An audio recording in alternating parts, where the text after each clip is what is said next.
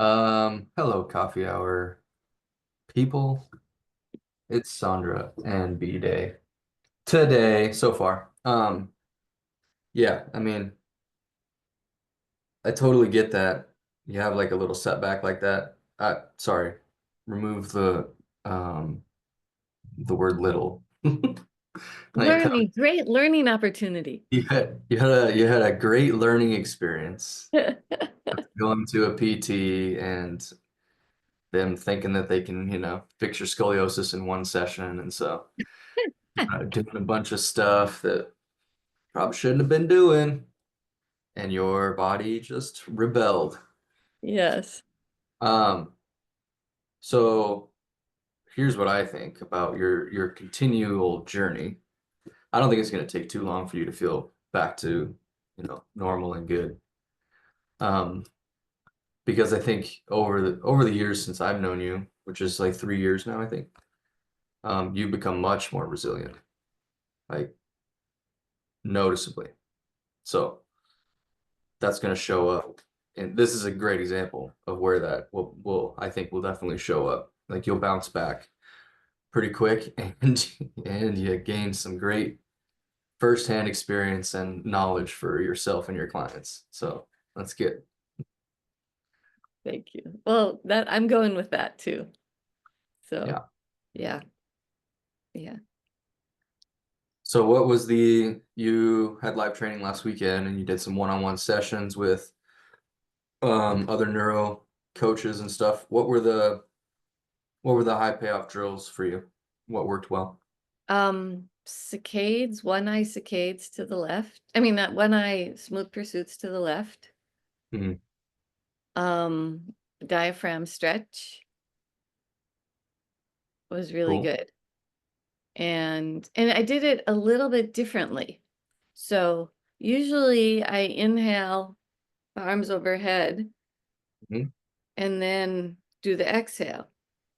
And they had me exhaling like really fast, like as I take my arms overhead and continuing to exhale. Okay. Did they tell you why? I did not ask. Okay. Just curious. Who Yeah. was your who was your coach? Um, Anna and Kenneth. Oh, Do you know Kenneth? Anna. Yeah, Anna. Kenneth And lives in I, Denmark. okay. He's an Uh, osteo okay. something. I've seen him on some of the calls, but yeah, never met him. Okay. Never met Lisa either. Hi, Hi, Lisa. Brandon. Hi. I was Nice. just at the Neuro conference and Joe gave me your information. So I'm super psyched to be part of this. Yeah, welcome. Thank And you. you know Sandra, is that Hi, right? Sandra. Hi. You guys are both doing M6, right? Exactly. Yeah. But love it. I don't know if Joe will be here today, but he mentioned that he had spoke to you. So glad to have you. Thank you. So yeah, so these are the coffee hours in the free community is just wide open. Whatever. We can talk about anything. Um, I can talk about I can BS my way through most things. But um, but my expertise, so is really in well, lots of advanced proprioception because I came up as a personal trainer and strength coach and an athlete. Played college football, all that good stuff. So that was before my neuro journey. But in the midst of that, because I played college football, I had a lot of head injuries. And so I've had visual, vestibular, and integration issues for decades, unbeknownst to me. But I really started studying concussion and CTE back around like 2015, 2016 when it became a thing. Before that, I was just walking around the world like wondering what the hell was wrong with my brain. Um, and so I went down that rabbit hole. I was convinced I had CTE. So I was What is doing lots of things. CTE? CTE Oh, is chronic traumatic encephalopathy. okay. It's a neurodegenerative disease that happens. It looks a lot like Alzheimer's on uh, posthumous or postmortem brain dissection.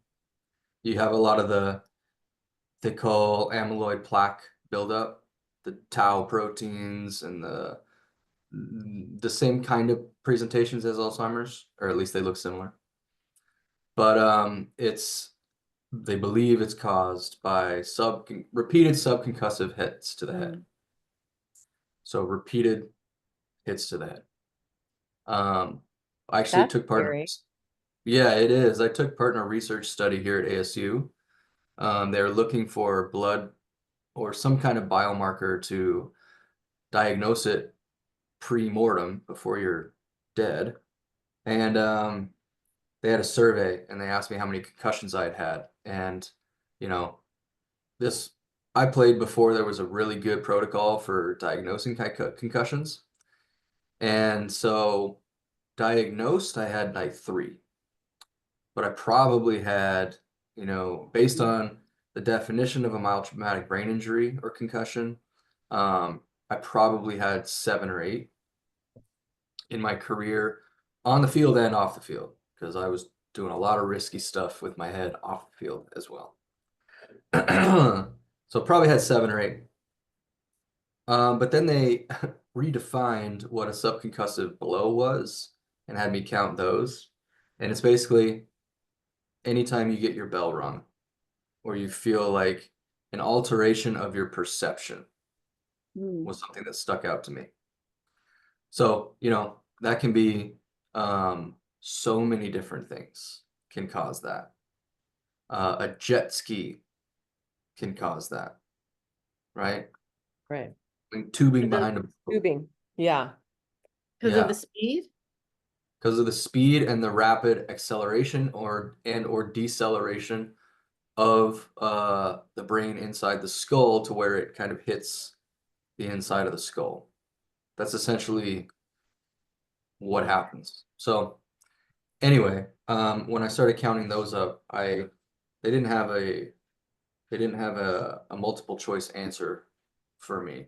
So I had to write in something like in the thousands.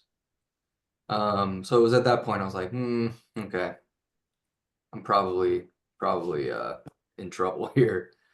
So anyway, that's been like a parallel route for me.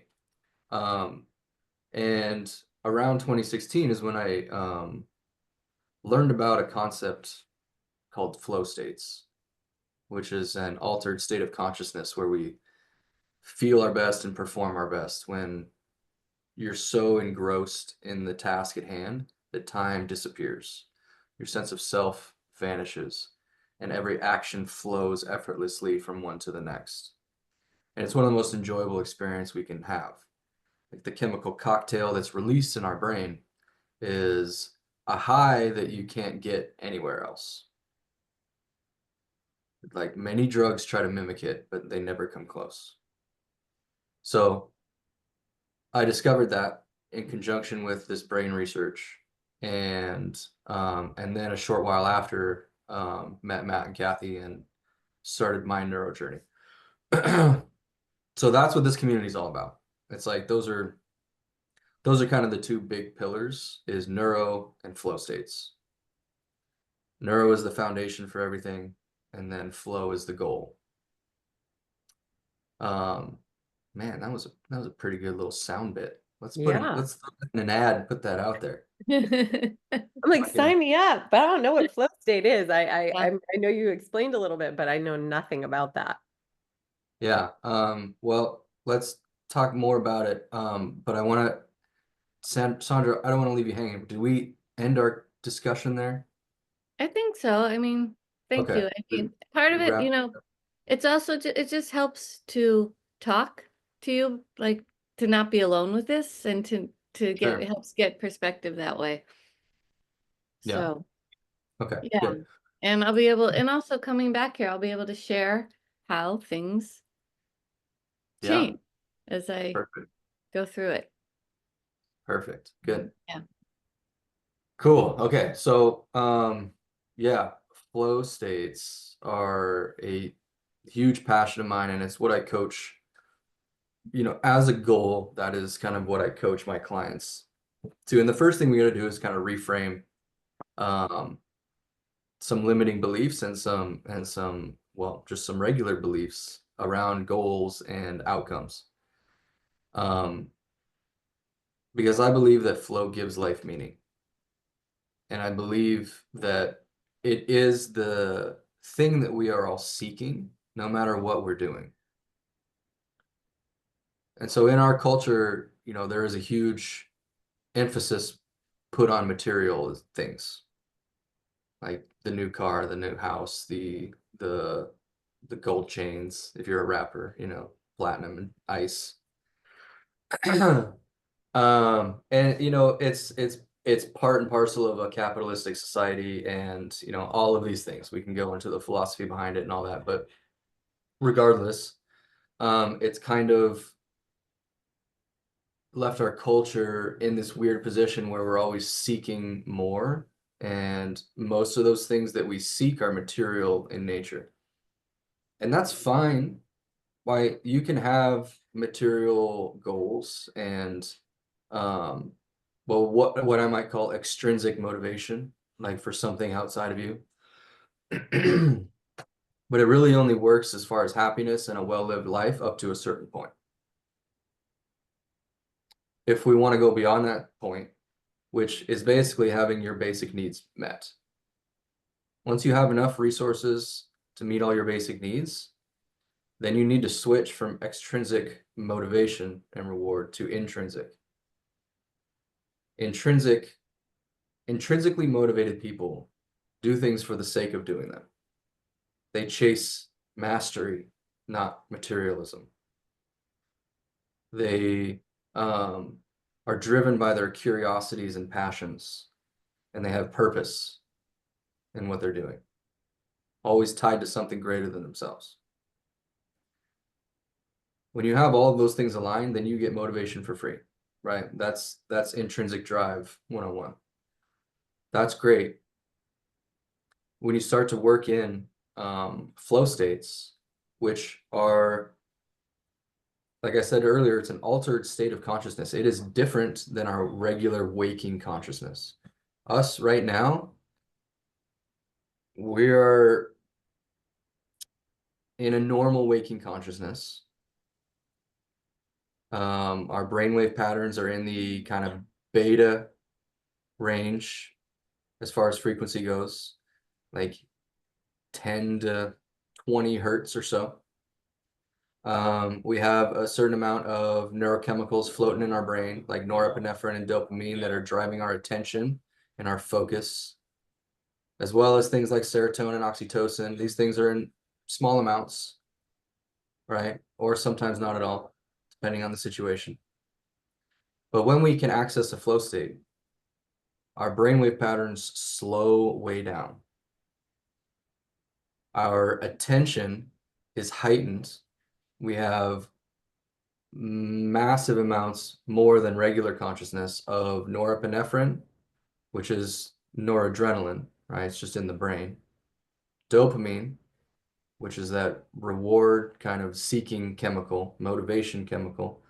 We also get, when we start communing with other people, we start to get some more oxytocin. We get these endorphins that actually kill pain. One of them specifically is called anandamide, which only shows up in flow states, when you exercise, and that's it. Ananda is Sanskrit for bliss. That's why it's called the bliss molecule, and it feels real good. Sidebar, it's almost identical to the molecule of THC. And THC molecules bind to anandamide receptors, which is why people that use cannabis report being like way more creative and super happy and like totally chill. But again, that's kind of a shortcut to flow states, which is what all drugs are trying to do, in my opinion. So you get that, you get serotonin, you get all of these neurochemicals in the perfect cocktail that makes the experience like incredibly enjoyable. That's why flow states are autotelic in nature. Autotelic meaning an end in itself. So when we chase flow, we learn to love the process. I don't care what you're doing. If you're finding flow with it, you're having an enjoyable experience and you're totally in the present moment, which means there's no room for worrying about the future or ruminating on the past. So in that like roundabout explanation, that's why I believe that flow is what we're seeking. And if we make that the goal, then everything else takes care of itself. Because when we're in flow, we also have incredible amounts of or increases in our learning ability, our skill acquisition ability, our neuroplasticity goes up massive amounts, right? So it's just like setting the perfect stage for growth. Is it hard to get there? Yeah, well, no, it's not when you know how to get there. Okay. When you know the path, you can get there fairly easily.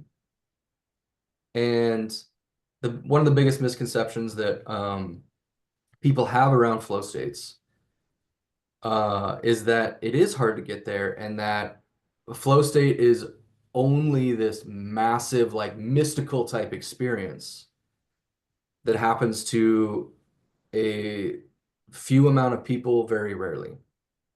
Like you got to be either a Tibetan monk in an ashram in the Himalayas, or you have to be an elite athlete at the very top of their game. Not true. You can have a flow state while you respond to an email from your client. It's going to be probably a much smaller flow state, but it is a flow state no less. And one thing that's important to know is that flow does land on a spectrum. From the micro, tiny flow state, when you and I are in a conversation right now, and we start to just like get in the moment, and time just starts to float away, and then boom, this thing's over in an instant. It's like, where did the time go? That's a flow state.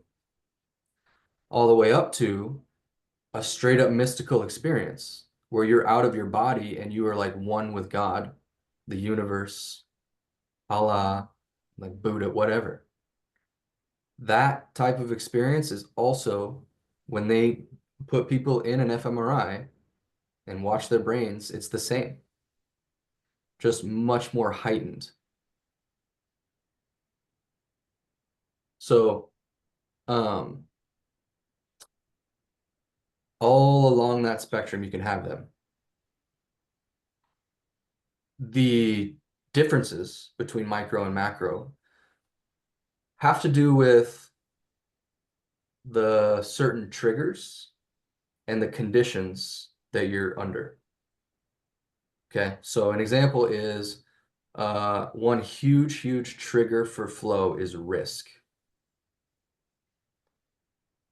This is the primary trigger for a lot of action and adventure sport athletes. Skydivers, rock climbers, big mountain skiers, you know, skateboarders, whatever. The extreme sports, action and adventure sports, the better term for them. They used to be called adrenaline junkies. It's actually not an accurate description because adrenaline is like the first thing to heighten your anxiety and take you out of flow. It's required in the beginning stages of the flow cycle. The first stage being the struggle phase where you got to get amped up and ready to go, ready to like attack that thing that you're about to do. But the flow state itself is not an highly adrenalized state. In fact, when you drop into flow, nitric oxide is released and those stress chemicals get flushed out of your system and you feel totally calm, but just in a massively heightened state of focus. Okay. So that's why adrenaline junkie is not a good word for those people. Flow junkie maybe is a better term. Flow seeker, flow chaser. Yeah. But the idea is that risk is a huge trigger. So with huge risk comes huge flow states.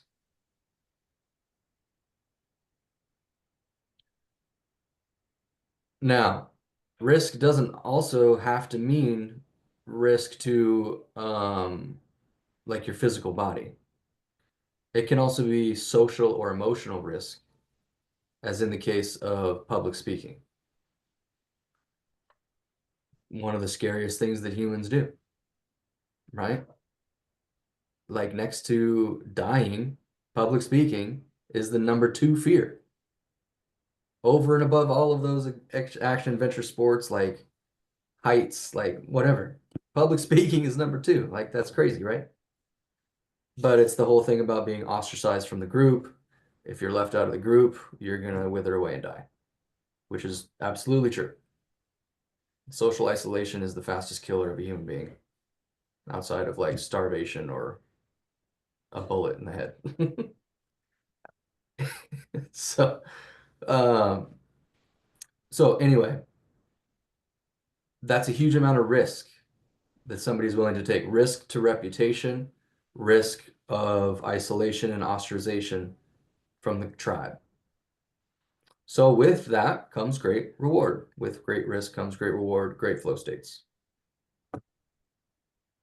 An example personally for me, I have a thing with like being seen, especially on like social media and out there. I actually would rather get up on a stage in front of 1,000 people than put out a post to my 1,000 followers that only 10 of them are going to see. It's this weird limiting belief complex, whatever you want to call it. Fear of rejection, fear of whatever. But when I actually go and do it, there is a little bit of a reward that comes after that. And it's not even the act of like posting it out there and getting the feedback. That's not the reward that I get. It's the process of doing it until I get to a point where I have something that's worth putting out there. That's where I find a little bit of a flow state. Again, it's a micro because the risk really isn't that big, even though I build it up in my head. But that's one example of where we can apply the principles of finding flow to anything in our life. And there are, my mission is kind of melding these worlds of applied neurology and flow state coaching. And so, there are ways that we can use neuro drills and the concepts of applied neuroscience to boost our likelihood and ability to get into flow states and then sustain them for longer. I find this framework so helpful, and looking back on different things I do in my life, I could go into more detail, but it's just such a helpful framework. Yeah. Sure. Yeah, to recognize when I've been challenged and when I succeeded too. Yeah. So the golden rule of flow states, if you took nothing else away from this whole conversation, except that flow states are awesome. The golden rule of finding them is tuning what's called the challenge skills balance. If you focused on nothing else but that, you would find more flow. I'll add a caveat to that in a second, but the challenge skills balance, flow sits just outside of our current skill level, just beyond it. You have to stretch. And I use a neuro example for neuro-informed people here because we know with our like assess and reassess process, if you get no result from somebody in their reassessment, you get no change. What does that tell you, Lisa? It tells me that that neuro drill was not right, and we need to either up level it. It was not. Okay, there we go. I don't know. Yeah, make it harder. Yeah, let's change your language from not right to maybe not right now. Okay. Yeah, perfect. Okay. In its current form, it's not right because it made no difference to them. Their brain didn't care. Right. It's like whatever. Yeah, I've done that a million times. I don't Yeah. I got no reason to pay attention to you. So then you said I need to up level it or change it somehow. That's a perfect analogy to flow states. Okay. We have to stretch beyond what we're currently able to do in order to trigger neuroplasticity and cause the brain and nervous system to create change. So a flow sits right beyond your current skill level. And so you can find flow in your neuro sessions when you tune this correctly. When you get the dosage right on all of your drills, you just start busting through them. And like if you're doing like a 5-minute session, that 5 minutes is over like so fast and you feel so good. Because you just like made your brain just pay attention. It's like boom, we go over here. Oh, we crushed that. It was perfect. Got a really good result. Then we go to the next one. Boom, boom, boom. Crush that one. It was perfect. Like you're causing your brain to go into a state of neuroplasticity. You're causing it to pay attention and be in the moment with that exact thing that you're doing. And you dosage that thing perfectly to where it was like just to the point of that curve of the minimum effective dose, where it was like ramped up, ramped up, ramped up, and then you stopped and it was like, woo, that was perfect. That felt so good. That's a great analogy for flow states. It's the same thing in anything. Um, I'm trying to think of Uh, I mean, another example. You got another example for me, Sandra, Well, of the I'm challenge excited to build share. films? Yeah, I was never put the two together, but I've led a lot of bar and bat mitzvah ceremonies for kids, and they're really nervous at the beginning. And I Yeah, always, and I've found a way to create the container for the service that we always get to a point where they are so present and they are just in the moment and everybody feels it and it's amazing. perfect. And I never thought of it as a flow state, but now I look back and see that framework that I've been able to create for them. It's really beautiful. Yeah. Um, Yeah, that's exactly what it is. Yeah. When you get to the level, so there's also individual flow where you yourself are in a flow state, regardless of what's going around you, doing your crossword puzzle on Friday morning or writing your email. Um, and then there's group flow, which Yeah. is another entity, like literally. There is a term called collective effervescence. Have you ever heard of this? I always talk about it because it's so fascinating and it's incredible. So, have you ever been to a concert, Mhm. a band that you really love, and they are completely on point, and the whole crowd is singing along? In those moments, have you ever felt like the entire crowd is on the same page and that you almost, in a sense, kind of have a little bit of like um, an extra sensory experience to where you almost feel like one with everybody. There's no one else in the world. Like you all are in this certain special place together, enjoying this music that you all love, and you're all just like singing it on the top of your lungs and having the best time. That is a group flow state. And um, they have actually, I haven't read the actual research on collective effervescence, and I don't know if there's a different scientific term for it, but I've read just like articles and experiences and anecdotes. But I believe that there is an actual like separate consciousness that comes from the connection of all of those people that are on the same wavelength And by that, I mean a literal like frequency that they all kind of tune into. And you see this in smaller groups. They've studied this, like the Heart Math Institute has studied this, where they sync up their brain and heart frequencies, called brain heart coherence, and then the people in the room start to sync up. You see this in women that spend a lot of time around each other.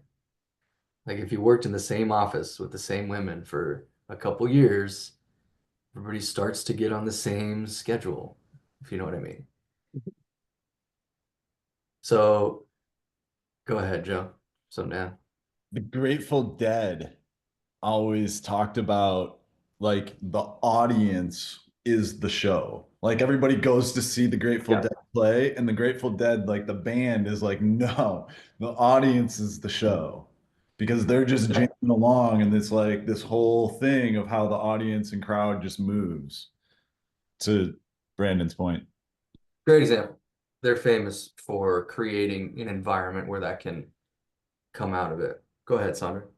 Okay, this is kind of just, I want to point out how all these connections are so beautiful because collective effervescence, a term, was coined by Emil Durkheim, who was a sociologist who I studied like very early on in my academic career and was a foundational person in my anthropology journey because his focus is on meaning and how people create meaning in their lives.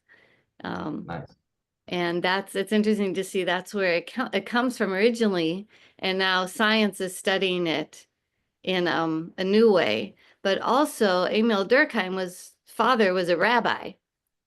So it's also interesting to see like that there's a way the Jewish prayer service is structured where you tune into your body first, you tune into different layers in order to get to flow states, right? And all those things people didn't have the science for, but they were experimenting and finding ways to create that.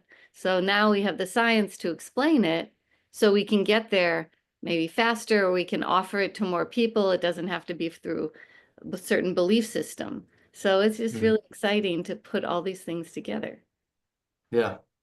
Yeah. So cool. I'm glad you bring up faith-based, practices because they're ripe with flow triggers. Like Sandra said, these ancient practices are built in a way that the experience is the outcome that they're looking for. And yeah, they just use different language for it. But it's the same, like oneness with God is also a flow state. That oneness is the same oneness that a surfer feels when they catch the perfect wave. Their body like goes away and they become one with the wave and the board. It's just like a musician becomes one with his instrument, right? And again, these are all examples of flow states. So you have that individual side, but the group side is even more powerful many times. And that collective effervescence, a great way to experience that is to go to a church service and really surrender and dive in. Especially, man, like if you've ever been to like a Baptist service in the South, they got to figure it out. Like the way that they use music and everything and rhythm, it just primes your brain to get in the moment and to feel it because deep embodiment, as Sandra was alluding to, getting in your body is a really powerful and important flow trigger. Hallelujah. Amen. So, yeah, all the these collective. anthropologists who were so like who studied this from the outside, and there's all this tension about the ones who like stepped into it because then they weren't maintaining their intellectual rigor.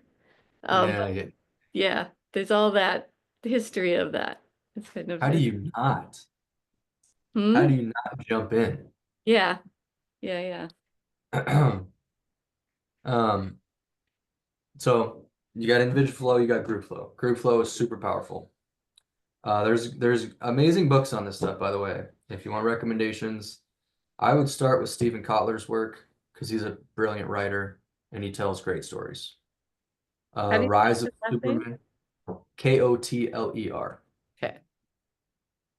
Rise of Superman is the first book I read. It's about action and adventure sport athletes.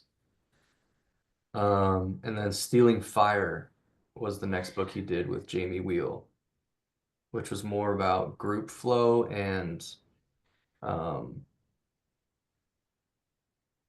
yeah, he tells some pretty wild stories about like the Red Bull flight team, the skydivers with the wingsuits, and SEAL Team 6 and missions that they went on, and their training and how they function in flow state, and without it they die.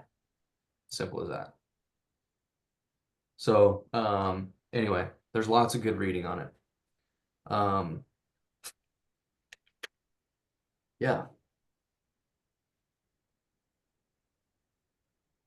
think that's all I have to say on that at the moment.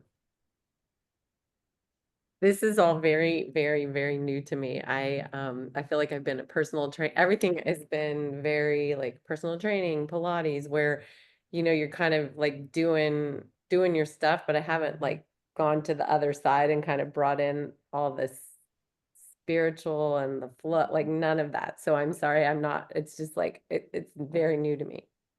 It's all good. No, this is kind of, so I've been on personally, I've been a personal trainer for 12 years.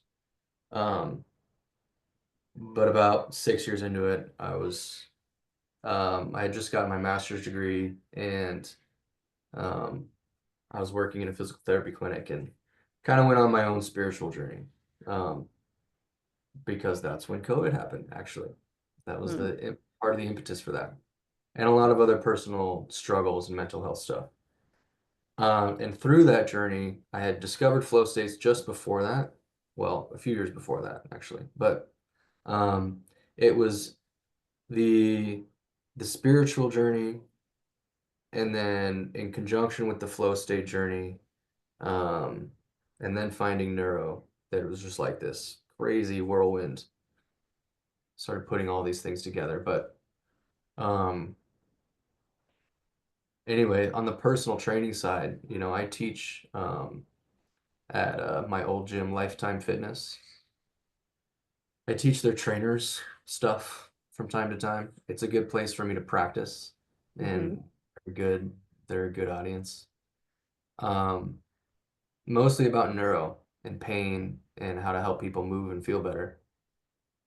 But one of the first things I taught them was how to find flow states with your clients.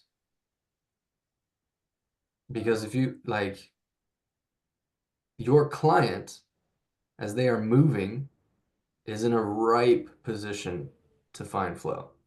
And you, as their coach, are in an amazing position to help them get there. And when you can help them get there, and if you guys can get there together, that's an incredible experience for them.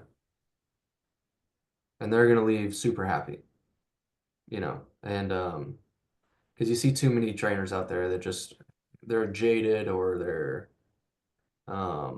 just like so in the numbers and analytical, they're missing the person in front of them, or all in between. But if you can help them, and yoga is a great example of this, yoga and Pilates too. The way that the session flows is also a helpful way to get people out of their head into their body and to find a flow state. But anyway, there is really a lot to be gained by starting to incorporate a little bit of it in whatever we're doing, especially if we're working with people. I have a colleague in my business mentorship group who teaches flow state to sales reps. to help them sell stuff. So if they can get in a flow state personally, but more importantly with their prospect, the chances of them making a sale go up a lot. So That's it works. scary for timeshare land. Well, so interesting thing, they're doing it already. I know. Like they're good at it. Yeah. And you get into so I just came across this guy, Chad Hughes, recently. He was in the military and then he worked with the CIA, and trained government officials on hypnosis and some other interesting psychological techniques. Was he just on Joe Rogan? Yeah, he was. Yes, Yeah, I listened to part of his podcast. That was so interesting. really fascinating. Yeah. I really want to take his course on, I think he calls it like neurocognitive intelligence. And it's just all, it's mostly language based. Ways to help. I mean, with everything, you get the good and the bad. So you're gonna get people that are total manipulators that have maleficent intentions that are gonna hurt people with this. But it's the way of the world, the dark and the light, the yin and the yang. I want to use it for good, right? And the way that he was talking, like if you want to get people to change their behavior and you can help them, convince themselves, because that's the only way it works, right? As we know, you can't tell anybody to do anything. They got to come up with it on their own. The techniques that he's talking about are so simple and yet so profound that, yeah, I really want to like that be like the next evolution of my education, I guess. And he has a book that's like the Neuro NCI manual, I think. It's like, I think it's like $250 for this book. So I haven't bought it yet, but when I do, I will report back. But fascinating listen with it on his podcast, his story and the techniques that he uses, and how you spot these techniques when they're being used on you, also super valuable. Yeah.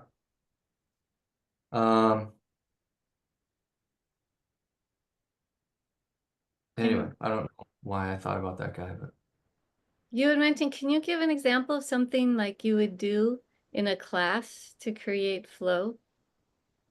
sure. Yeah. Well,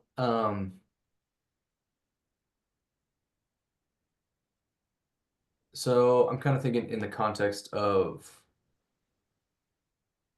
flow triggers. So some of the flow triggers, for groups specifically, a lot of them are the same. Like you need clear goals, you need immediate feedback, and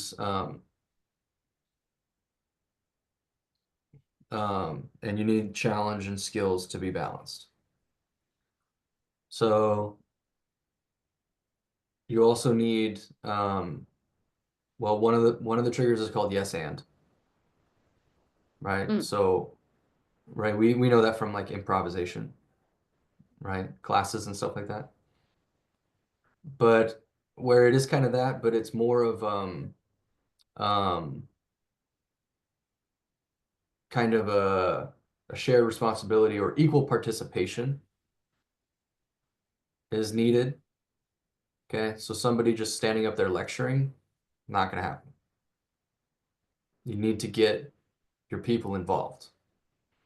If you can get deep embodiment, good. So here's a way that I might do it. First of all, I would get people moving and get them in their body. breath work or some kind of movement.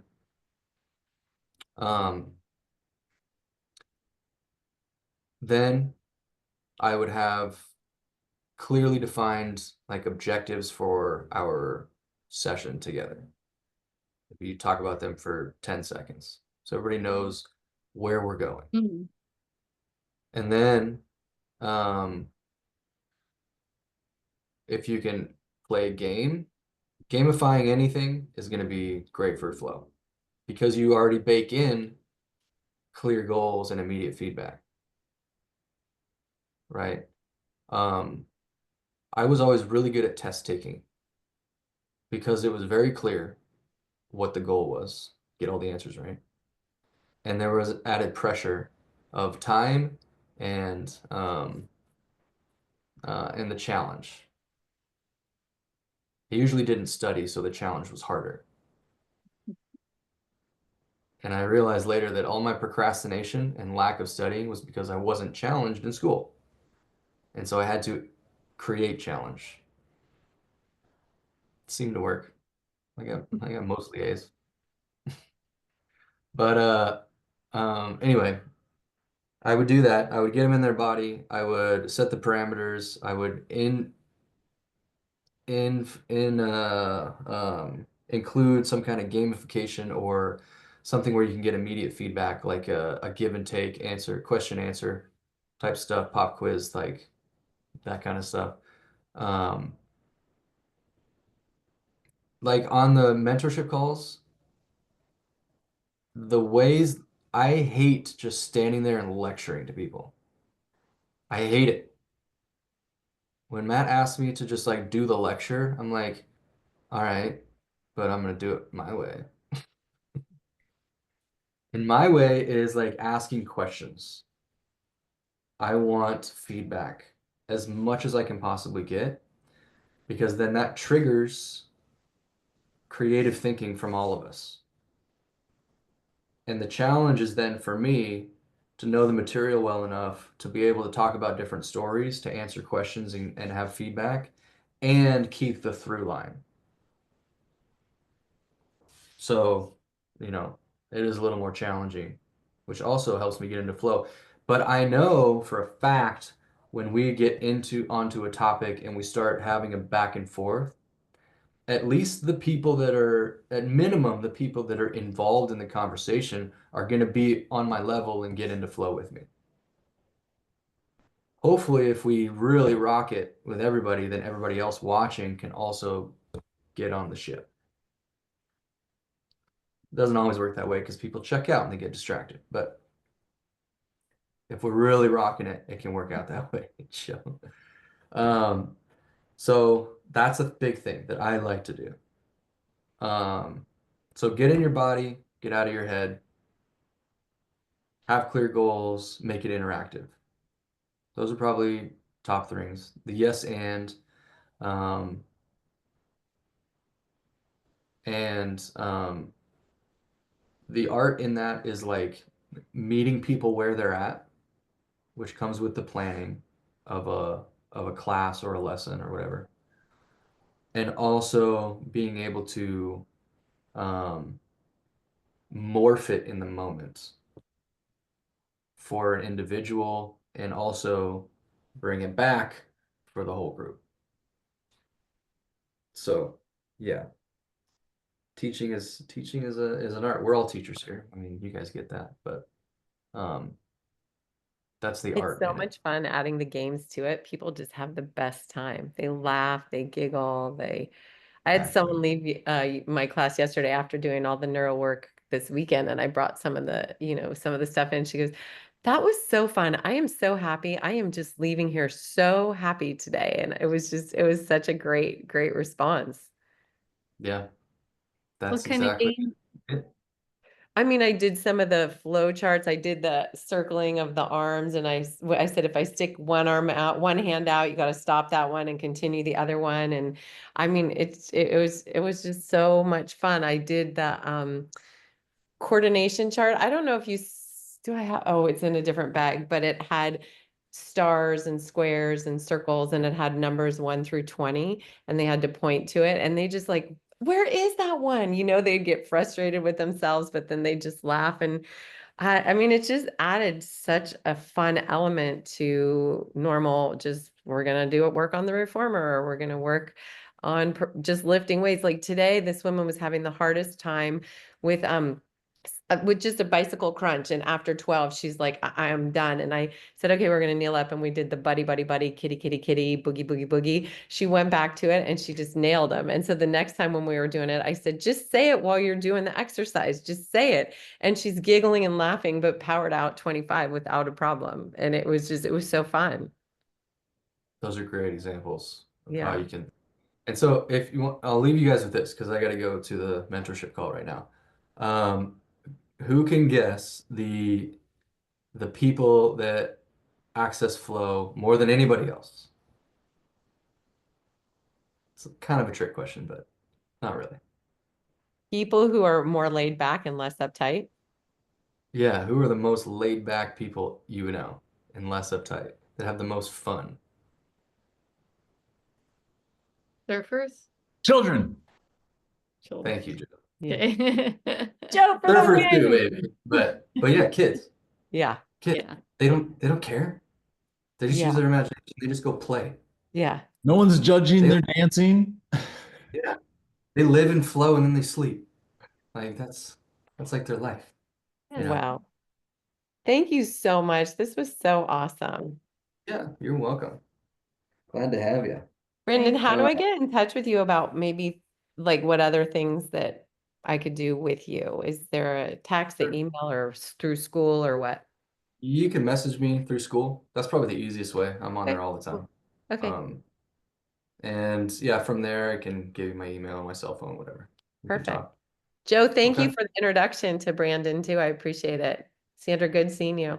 Good to see you. Sandra and I are here like clockwork. Typically, I don't show up 30 minutes late, but yeah, we have a lot of fun, don't we, Sandra? Yes, we do. Yeah. We're very Talk about grateful. We're whatever. very grateful for Brandon. Yeah. Very much I'm so. grateful for you guys. Yeah. You guys make it happen. So thanks for being Have a here. good See class. you guys soon. Thank you. Bye.